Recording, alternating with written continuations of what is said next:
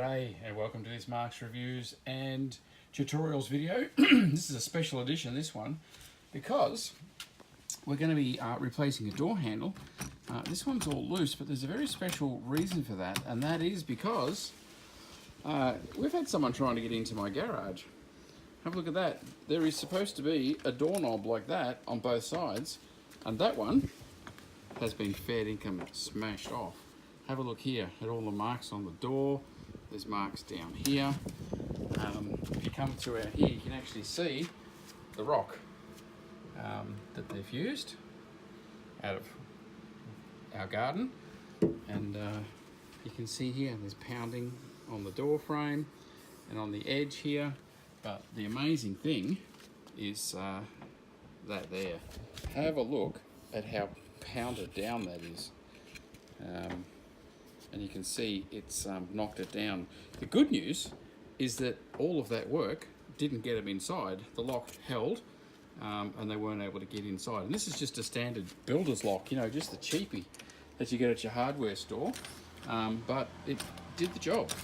It did the job. So we are going to replace that because, you know what? We're not going to repair that one. So I'll show you how to very quick and easily do a new doorknob. Okay, so buying a door lock, check it out. There's like 4 or 5 bays of door locks. This is what we are actually replacing. This is an entrance set. It's got a key, a little snib on the back. That's just a builder's quality, iconic. You see it's $11, 11 Australian dollars. So really, really cheap. You can get them in a 2-pack for 20 bucks, which will have the keys keyed the same. So that would be a like-for-like replacement. We'd be just putting a standard builder's lock on, but I'm actually going to up the quality, put a brand name lock, because I want it to be a better quality lock into the garage. And I also want to put a lever style, so there's more expensive locks there. 24 for a lane. That's actually a really good, well, that's bedroom and bathroom doors. The coding here, a privacy set, is something like a bathroom. It doesn't have a key, but you can lock it when you're inside, like a toilet door or a bathroom door. That's privacy. Entrance is the one that'll always have a key coming into a house. So entrance has got a key. Privacy has not got a key, but it's got a snib to lock it. And then passage has got nothing. That's just a knob that turns and opens the door, like in a passage or a bedroom or something like that. So that's the different words: privacy, passage, and entrance. So that's lane, and that's actually a decent quality. Those ones there. But I really wanted to buy these games, but there's all sorts of fancy knobs. You know, as fancy as you like, it's full on the choices. This is back to that Builders brand. Again, you've got the 3 different styles in a lever style. This is what I do want, so it's just a bit easier to turn. This door gets a fair bit of wind pressure on it at times. And there, 28, 26, 30 for the entrance. But as I said, I want to get a better quality. So you're 30 bucks, we could get a lever type one. Coming up, Lane's another good brand with the lever types. You got fancy looking ones, $50, but again, they're made in China. This is the one I'm actually going to go with, Lockwood. Now, this here is made in Australia. This is actually the one I'm going to buy right here. That's an entrance set, entrance lever set. You can see there. These ones here are just passage and privacy sets. Entrance set, turning around, Asabaloy, Australia, Taiwan. There you go. It's not made in China, but made in Taiwan. But anyway, Lockwood, I'm going with that brand. So that's the one you'll see me installing. Not that packet, so I'm not going to show you the key code that's on down here. When you're in the shop, you can see under there, it's got a little key code, a number, and there's the one behind it's got a number as well. When you're buying multiple sets, if you buy them with the same number, then they'll be keyed alike and you can match them up. That's how that works. But in actual fact, there were 3 here and they all had different numbers, so I wasn't able to get 2 keyed alike. There's an entrance set with a key both sides. Anyway, I'm not going to go into all of that. That's obviously inside with the ability to lock it and unlock it with your finger. Or to deadlock it, no doubt, with a key. So that's $64. So I'm paying a lot more, but this is an entrance, you know, into my garage. Where I've got some stuff stored that I don't want broken into, so I'm going to put a decent quality lock on it. The door's good and solid, it totally survived the attack it had. So there you go, lots of different brands, lots of different styles and types. Again, Gainsborough is known for door handles, but not so much known for locks. Delph, I know that company for bathroom fittings, but anyway, there you go. Huge choice, huge amount of price. A lot of it's going to come back to style, what you want to choose. But for us today, we're going to go with a lock company. So there's a bit of a plug for Lockwood, and if these are available, I'll stick up the Amazon links for America and England, so you can find them and get them sent to you direct. But here, $64. We're in 2019, so see how much they've increased in price since then. Okay, so it's time to switch this out. Now, with a lock on the outside, where you're trying to keep people out, like this has effectively done its job, there won't be any screws or anything like that, because it all needs to be done from the inside, because it doesn't have to be high security from the inside. And the same goes here. You see there's a screw here and a screw here. Now, you can probably just squash past that with a screwdriver and get it on the angle, because this is really loose. But if it's tight, there's actually a little pin, see that little hole there? You can press that in, and then this knob will come off, and then you can get easy access at those screws. So to start with, we're going to pull that out. Now, the new lock comes with a new centerpiece and the whole lot. Again, this is just a cheapy builder's lock, and we're going to be putting in a good quality Lockwood lock like this. So we're going to replace this as well. But if you've just gone and bought yourself a new cheapie and this is all okay, you probably can just buy the new handles and put on the new components, but put in the good quality stuff. Okay, so here we go. I'm just going to undo these screws. And as I said, there's low tech and low security on the inside of these. It's on the outside is where the security is. And what I did notice is that before I pull this off, with a big screwdriver, this is with the cheap builder's lock, if I stick that in there, if they'd had a big screwdriver to finish this job off,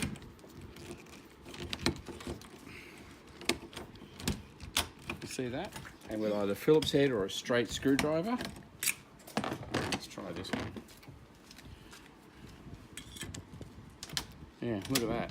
With a little Phillips head screwdriver, that would have given them access. So thank goodness they didn't have a screwdriver out there, otherwise knocking the knob off would have given them access to the door. Okay, so taking out the screw on the other side. Okay, so there it goes. That's off. And probably going to drop away on the other side as well. If you've got a screwdriver, you can insert it into that little square there, and that'll get you still open to open the door. And then that's the outside smash splitters dropped off. And here, the remnants of the handle. Everything's coming out. Now here, the little lock part. Again, if you just gone and replaced with one of those $10, $11 builder's locks, you could just stick it back in there at this point and replace it. I will be repairing this door, but right now we're securing this door. If you come around to the end here, see there's a couple of screws in the end. So very simply pull out this striker. Now this won't come out while this striker won't come out while the handle's in there, but now the handle's removed, that just comes straight out, easy as, with a little bit of encouragement. There you go, she's out. And then the striker plate over here, again, normally that won't have to be replaced, but we are going to take that out as well. Because I've bought a better quality lock, I want to put the better quality bits all over. But this is very standard. You find the chisel marks are the same, the screw marks are the same. Okay, look at that. Yep, the new striker plates. And as I said, this totally doesn't have to be replaced, and I'm replacing the screws, the whole lot, because it is a better quality lock. So this is really quick and straightforward. It goes in.